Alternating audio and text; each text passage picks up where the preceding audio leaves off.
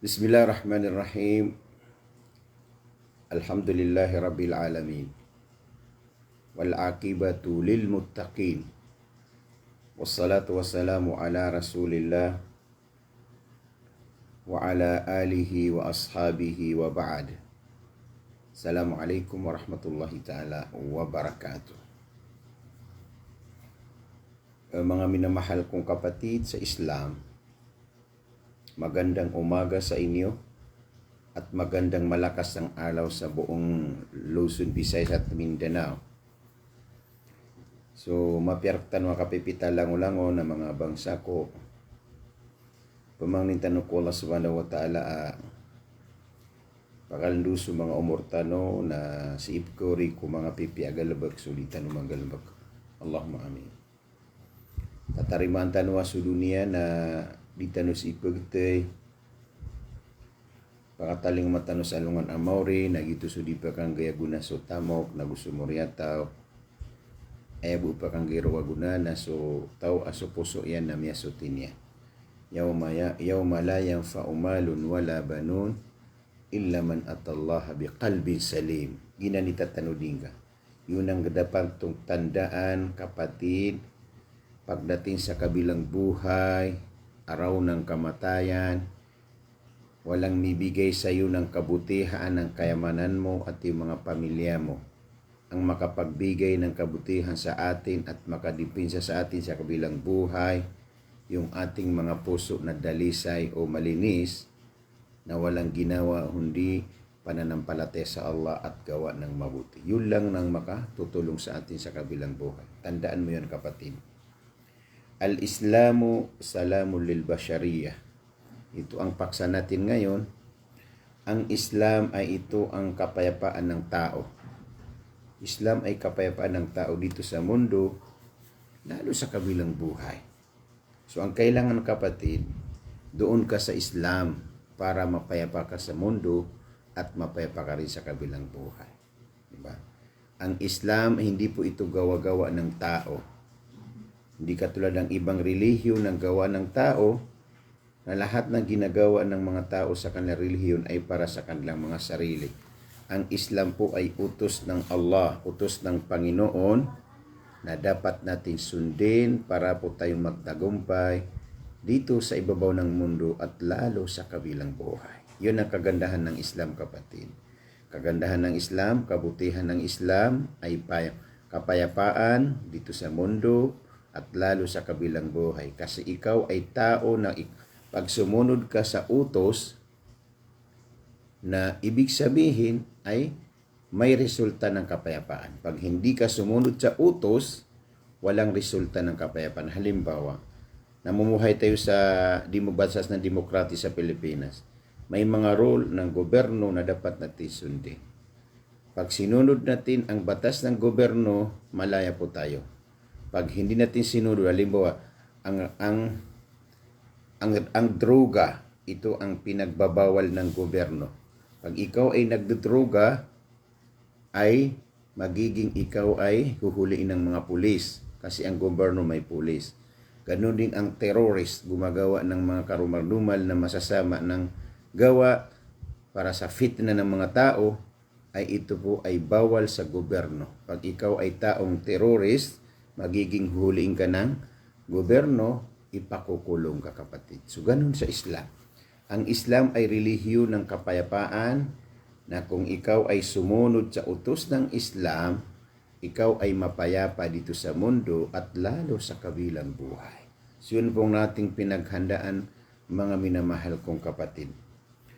Ang ating mahal na propeta Muhammad sallallahu alaihi wasallam, ang kaniyang sinabi na galing kay Abdullah ibn Salam radiyallahu anhu.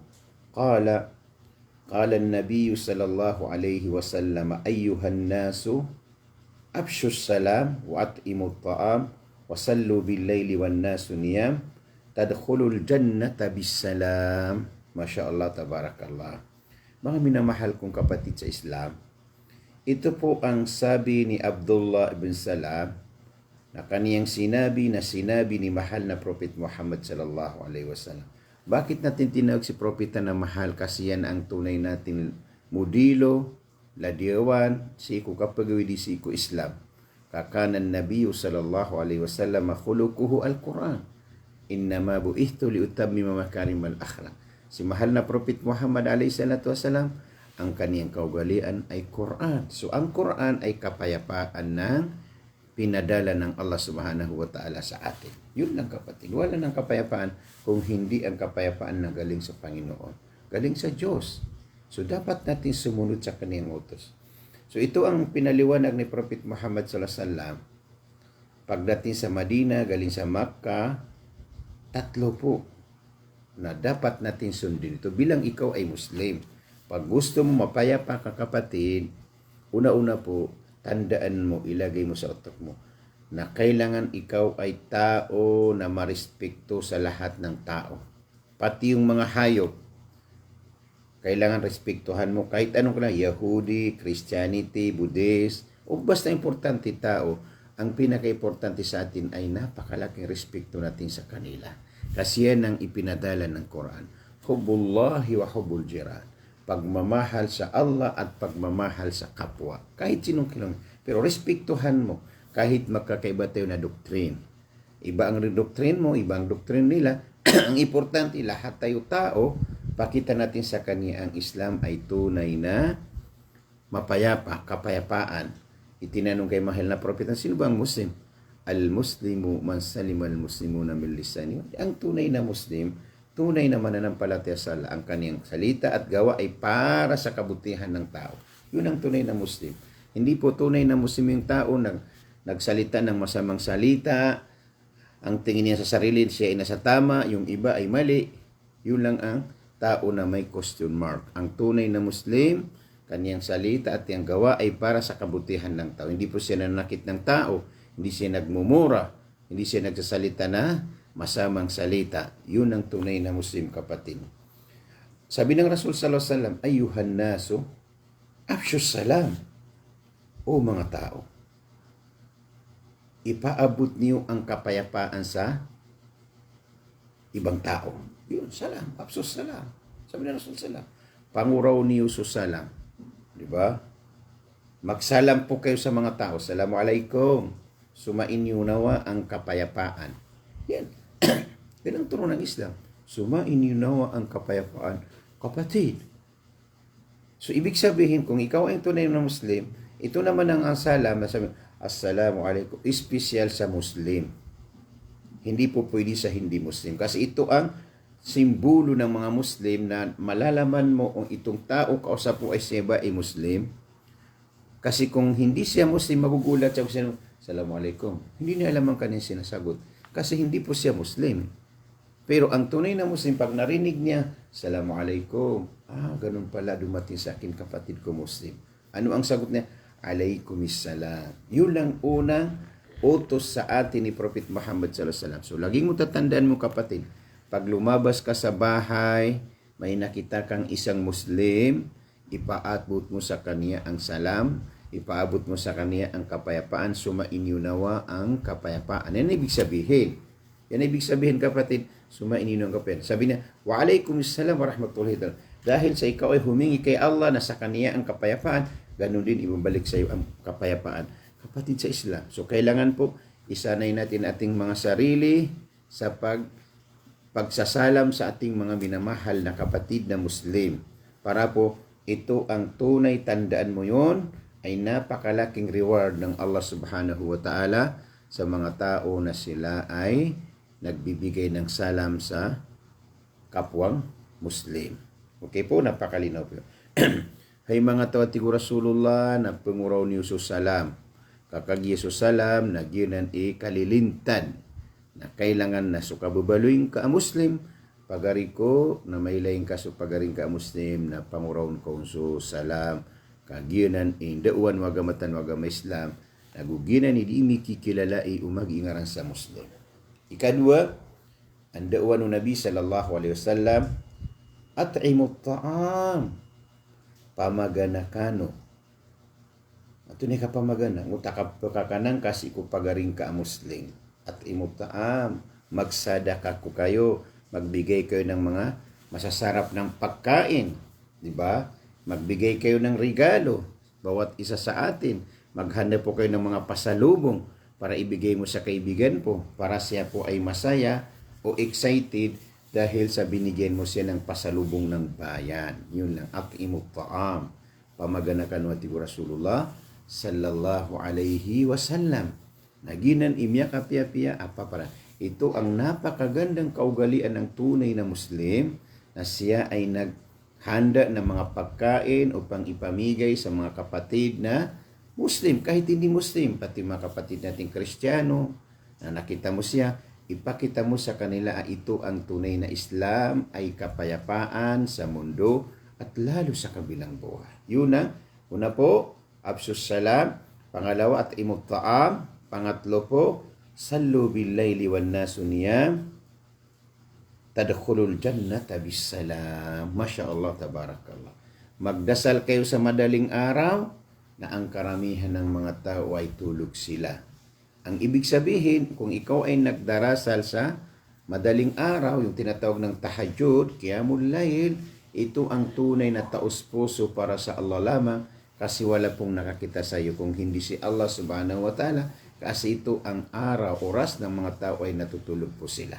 Sallu bil-layli wan-nasu niyam. So gawin mong habit mo kapatid, na sa gabi, madaling araw, gumigising ka, mag-abdas ka, magdasal ka ng tahajjud, kasi po napakalaking reward. So ito ang tatlo na ipaabot mo ang salam sa bawat isa sa atin, sa mga kaibigan, maghanda tayo ng mga pagkain, magdasal tayo sa gabi na ang mga tao ay natutulog sila, tadkhulul jannata bisalam, para kayo ay makapasok ng paraiso ng kapayapaan. Allahu Akbar. Eleman ito pagari ko bubayakan. Gupon ay sipat ka na sila man nakasupagaring ka Muslim. Ay sipat ka na di ka mamagana. Ay sipat ka na di ka manambayang ko kagagawi. Na makasulod ka po surga sa kalilintad. Agina ni ditan siya sa kuyaan na ando man ay kapakasultan ni si surga. Yun ang pinaka-importante na paghandaan po natin mga kapatid. Paano po tayo makapasok ng paraiso?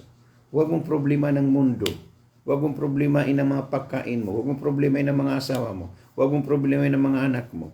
Ang pinakamalaking problemaan mo kapatid, paano tayo magiging successful na tayo ay makapasok sa paraiso ng Allah subhanahu wa ta'ala. Dahil sa tayo ay naniniwala sa hindi po tayo manatili sa mundo ito, may darating ng panahon na pag dumating si Malakal Maut, wala kang magawa kung hindi tatanggalin ng Malakal Maut ang kaluluwa mo kapatid. Nababalik ka sa pinanggalingan, ang tao hindi marunong lumingon sa pinanggalingan ay hindi po siya makararating sa paroroonan. Yun ang tama kapatid sa pananampalatayang Islam. So okay po mga minamahal ko kapatid, malinaw po itong hadis na sinabi ng Rasul sallallahu alaihi wasallam, wa qala ta'ala, inna awlan nasi billahi wa birasulihi alladhi bada'ahumus salam. Sabnar ayat taralbi si iku mga manusia, si iku Allah, aguso Rasulullah, gususuguyan na so, miyaw na kiran sumalam. Allahu Akbar.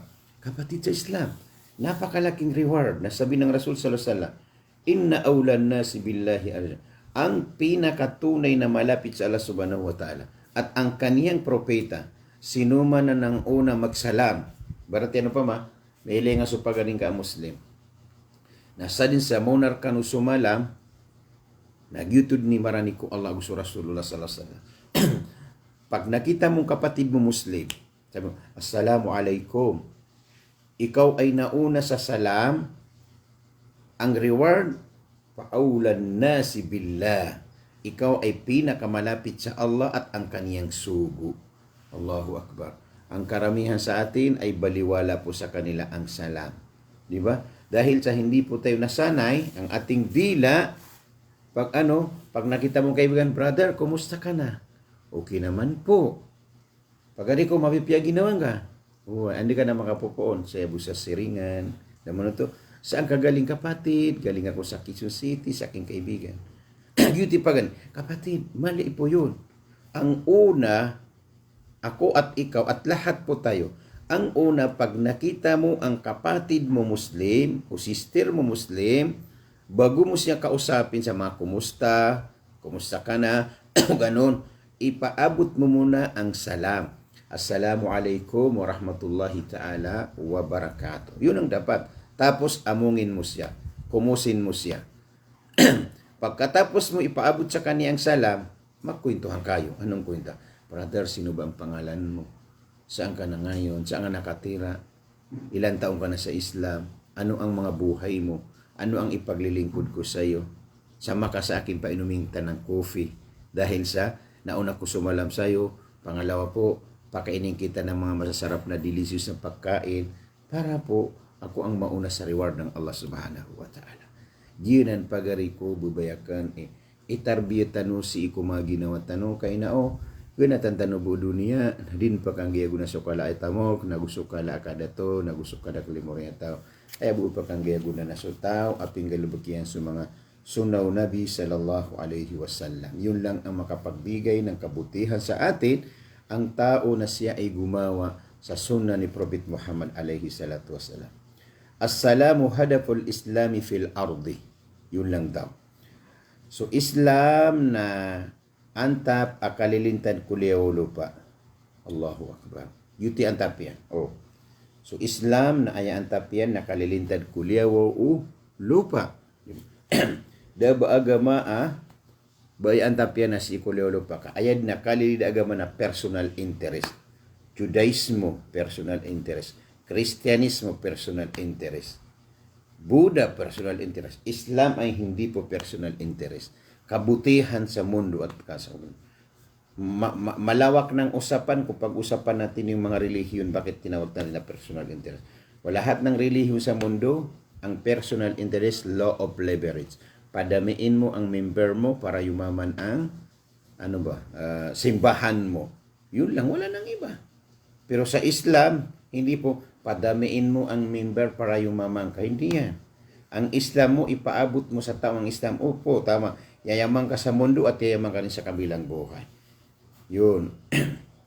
Wa qala ta'ala, wallahu yad'u ila daris salam wa yahdi man yasha'u ila sirati mustaqim.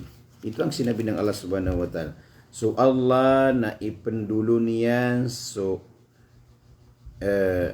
ingad akalilintad so surga agusto turuan yan so tao kabayaian sa lalan ama untol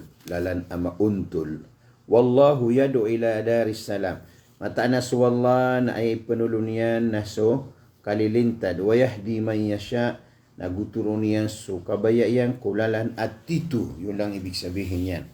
So kapatid, ang Allah subhanahu wa ta'ala ang kaniyang ititiway, ang kaniyang gusto sa kaniyang mga alipin, paano magiging mapayapa ang tao. At bubuksan ng Allah ang puso ng tao para sa hidayah. Sa kaniyang gusto, ila sirati mustaqim sa tamang landas. Allahu Akbar. Ito ang gusto ng Allah sa ating mga kapatid. Bakit ka pa lumagpas sa turo ni Allah subhanahu wa ta'ala? Turo ng Islam. Wallahu yadu ila daris salam. Ang Allah ang kaniyang gusto sa kaniyang mga alipin yung Darussalam. Lugar ng kapayapaan sa mundo. At ganun din ang yahdi man yasha ay bubuksan ng Allah ang puso ng tao ng kaniyang kagustuhan sa tambang landas, sa tamang landas. Ginanir ko Islam. Ano nga ng tunang agama?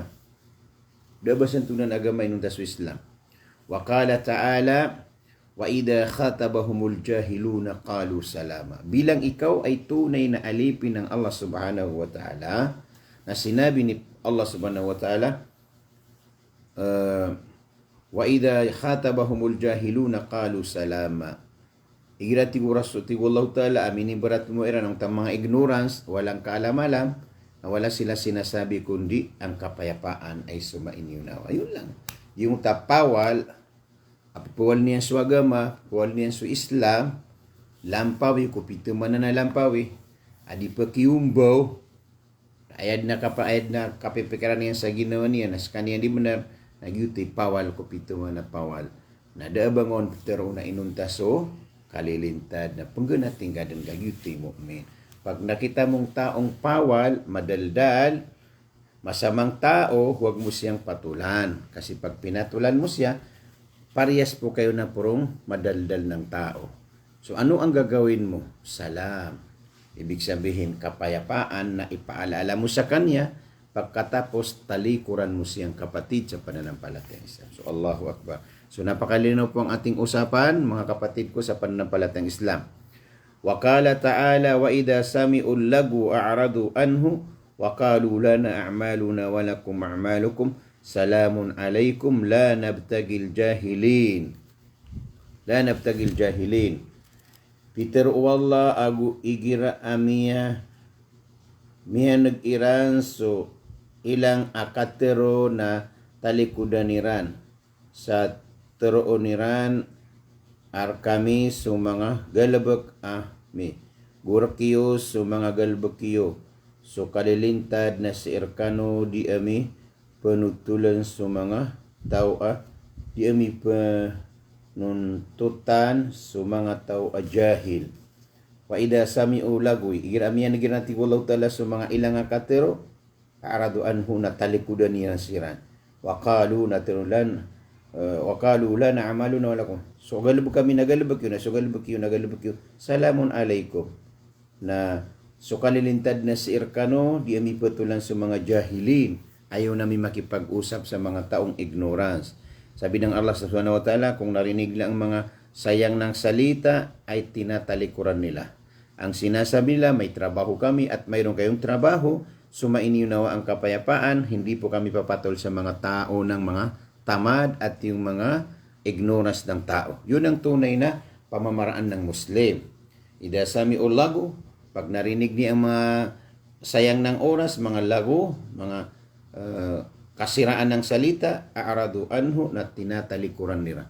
Wa qalu lana, sabihin nila, may trabaho kami, kayo rin may trabaho kayo, sumainyo nawa ang kapayapaan, la nabtagil jahilin, ayaw namin makipag-usap sa tao ng walang kaalam-alam at hindi nakikinig sa katuruan ng pananampalatayang Islam. Masya Allah, tabarakallah.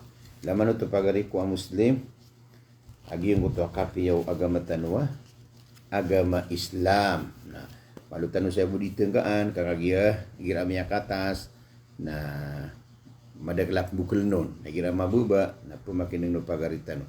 So, ibkidiyan yung mga bangsa ko, na pag-share niwaya si ko mga pagaritano, kabakalo-kalo na pakaguptano si ko mapya. Pwede ka makapungusyat, uwi na pagkapadagka ko tao aipsumpay niya so, mapya, kabakalo-kalo na lakano Allah sa puso yan, isabab ko ka pumakingan yan si ko mga dauan, na miya kapadaga si ko miya kalala abalas, ang balasan ko no Allah saging kaya dunia, na yan na sa lungan amawri.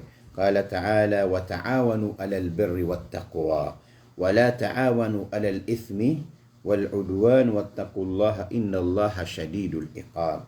Ito pang sinabi ng Allah subhanahu wa ta'ala, wa ta'awanu alal birri wat taqwa, makipagtulong-tulungan kayo sa kabutihan at katakutan sa Allah subhanahu wa ta'ala.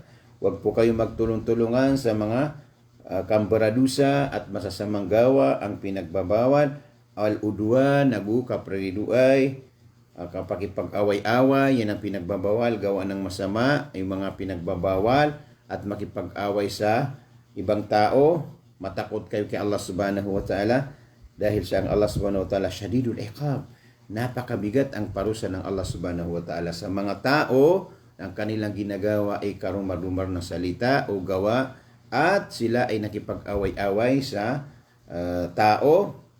Nasabi ng Allah subhanahu wa ta'ala, makipagtulungan kayo sa kabutihan at pananampalataya at sakot sa Allah dahil sa matakot kayo kay Allah.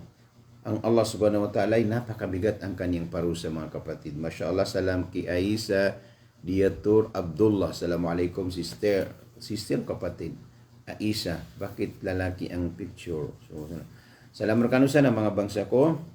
Lutakam subat na tanong buhaging kaya live tano kalilinta da usapan ang tanong pangakuha sa guna gitu ba di tanong rotos ng kapangibitara tanong si kung mga bangsa tanong Pnay Haji si Sagyang Kaiyaragon at 2026 kami po ay naglilingkod sa inyo bilang mga mursyid o mga saik at yung ating umrah may umrah po tayo sa itong darating na kasi dapat sa July mayroon August, September. Sino man sa inyo mag-umrah ay makipag-usap po kayo sa akin para po maka-assist ako sa inyo para makapag-umra po tayo mga minamahal kong kapatid. Duty kipong yatang tanong sa kailangan na bawat isa sa atin ay may pera. Kasi pag wala kang pera, paano ka makapag-umra, paano ka makapag-hajj? So ibig sabihin, ang usapan ng pera, sabi ko, hindi po mahirap hanapin ng pera. Napakadaling hanapin ng pera. Pero ang mahirap, magbago ka, mag-change of attitude. Kung attitude mo tamad, negatibong tao, walang diskarte, ayaw makinig, masamang ugali, at arrogant, iwasan mo yan. Kasi pag hindi mo iniwasan ang katamaran, hindi mo iniwasan ang kanegatibuhan, at masama kang bad habit ka, at arrogant ka, wala kang pangarap sa buhay, wala kang abutan dito sa mundo. Yun ang kalaban ng hadlang sa pagpundar ng pera, ito ang lema. Lahat ng sa Islam o sa itong mga tao bilyonaryo, sabi nila, pag gusto mo makapera ka, iwasan mo itong lema. So iwasan natin yan. Magsimula po tayo maghanap buhay kasi malinis po ang ating intention para ang pera natin ay magamit natin sa Hajj at ang Umrah. So inshallah, si Allah subhanahu wa ta'ala ay nagbigay ng pangako sa kaniyang mga alipid. Ya bna Adam, tafarg libat yamlao sadraka gina. O aking alipin na ang kani Adam, magdasal ka para sa akin, punuin ko ng kayamanan ang sarili mo, at pigilan ko ang kahirapan para sa iyo. Pag hindi mo ginawa yan, sinabi ng Allah, ang ipupuno ko sa puso mo ay trabaho ng walang resulta at hindi ko pipigilan sa iyo ay magiging ikaw isa'y kasama sa mga taong kapuspalan. Yuto, pafirro ilallah, pagapas ka ko Allah, kamata na suka pagapas ko Allah, naroon matatago, suka tagumpia ko dunia, nakatagumpia si isalungan amore. Nasada na sa pagapas ko Allah na miya guntong, nasap man sa di pagapas ko Allah, kaya di niyang pagapasan na subaya ginawa niyan, na miya lapis ko dunia, na lapis sa lungan amore, insya Allah na dito no pakalilipatan, so dito no kap na naikagi, nagudita no kap magumrah, kagi ng buo kay arkakaon kapatid, aya buo arkakaon na sumyapasan kaamal amapia, kaya nga kapanggunaan sa lungan amore, at sisisir apar hati hayati, ay sad na iku ba iya ba iku surga paninggo ko Allah ta'ala pakalunolang sa umurian si sagyang kaya dunia na amalan sa alungan amore pag umano-manan no Allah sa tamokyan kan pagka-sponsor sa dinang pakapna na ikadiin nagudi niya pakapamagumraan kakagiya tanto kumala ibalas na pamakutan swama kapalapan ng kamarinaw ba may kasilaga na rumbaala na ka sa dipanday kumasa na mitarambang ko karang na sa pamansa malimun na ba pa yung maminandar na padakumataraganda lalayo ng kapikiraso pumarubas sa pasada pumangkag sa diyan di titiya kaping kada na kaba na dikit tumano panganti or saranon taduman so kapatay ka ulalayo na mikir na papundaw so lagindab anang ako barandia. Assalamualaikum warahmatullahi ta'ala wabarakatuh.